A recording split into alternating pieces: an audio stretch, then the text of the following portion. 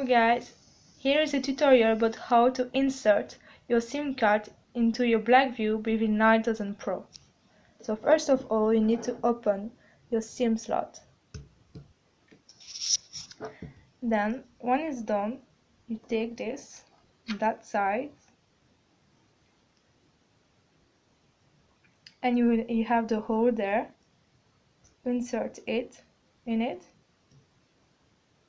and you will need to hear a clip. So when it's done, you take in the other side of it to pull it out.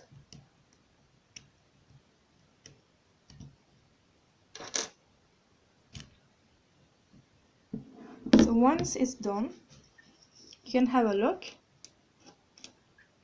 It can contain one nano SIM card and another one or TF card for external storage. So you can have that size of SIM cards, nano. Then to put it back,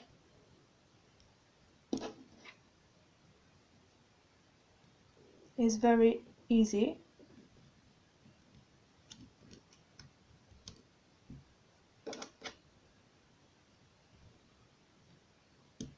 Again, a clip is hurt, and don't forget to close it properly as it's waterproof.